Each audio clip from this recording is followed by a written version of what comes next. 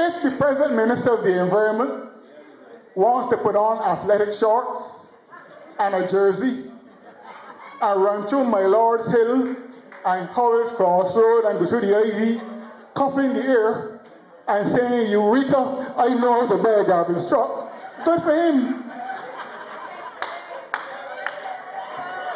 Good for him. But there's nothing mystical about buying a garbage truck.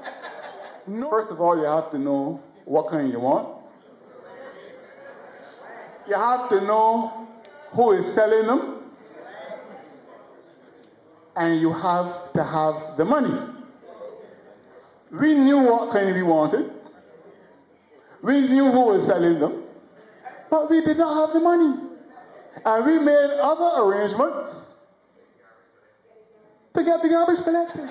No more than there's anything mystical about buying a bus. Buying buses in Barbados over the years, and ministers of transport from both the Barbados Labour Party and the Democratic Labour Party will tell you this. Buying buses is a separate business in itself. I will say this. At no time during the incumbency of the Democratic Labour Party in office between 2008 and 2018 did any passengers have to disembark from any bus and walk over the hill so the bus would go over. It never happened once. But they say that we ain't buy a bus, and you get the impression that this is some sin against the Holy Ghost. That as long as you are in government, you're supposed to buy buses. It is not that. You aim to maximize efficiencies as far as you can. Issue of income tax returns. The Ministry of Finance will bear witness that we were every year remitting income tax returns to those to whom they were due. Not perhaps at the speed at which some people would have wished, but we were in a crisis. You know, the IMF said something to us that has occasioned me some thought ever since they said it. They were once discussing with me this whole question of income tax returns. And they said to me, but Prime Minister, tell me something. If you tax people, and then you end up having to give them back the taxes that they paid, what are you taxing them for? But you don't want the money? You need to so structure your tax system that you are not saddled with this large number of returns. And of course, that is an issue which, well, I suppose, I don't think they would tell me that alone. I suppose they would tell the present people that as well. But people were getting their tax returns. The Minister of Finance certified that to me year after year, week after week, month after month. But of course, until Joe Blow got his, no returns were coming out. And then that's the way things go. And then there was the whole question of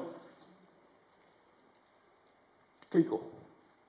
Well, I'm not going to say anything about that because I heard how many people at CLICO should have got locked up and how much teeth went on and so on. And then I took up a newspaper some months later after the minister in the Ministry of Finance, Mr. Strong, met with about 1,000 policyholders at Barbados Signing Center. And he said that the CLICO problem was not a Barbados problem at all. That was published in the newspaper. And I heard it on YouTube as well.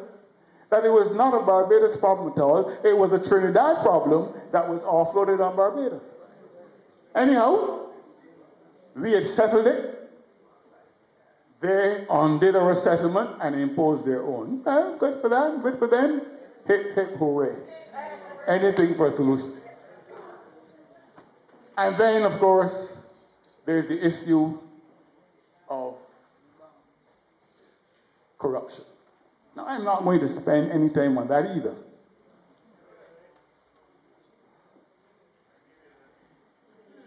There is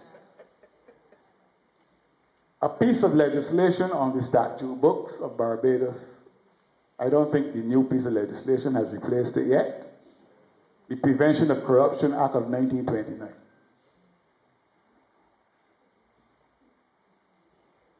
I said, for all the time I was in office, and when I heard these allegations being made, if you know that there are people who are involved in corrupt practices, legislation is there. The country has a commissioner of police. It has a director of public prosecutions. Go right ahead. I heard, oh no, but the old legislation defines it large enough. Corruption is not a revenue earning activity. Corruption, to find a man was corrupt is to shame him in the eyes of his family and the whole society. It is not to earn revenue. And then the next thing I heard, but we don't have any whistleblower protection. Look, I used to address as Prime Minister the Barbados Chamber of Commerce and Industry every January. And a few Januaries ago, after I did my address, there was a question and answer session. And people in the Chamber of Commerce, in that question and answer session, police officers were there, the media were there, CBC was there. People in the Chamber of Commerce got up in that question and answer session and said that they have to pass brown envelopes in Barbados to get anything they want done. So we already know who the corruptors are. We know who pays the bribes. All you have to do is to find out from them who they pay the bribes to.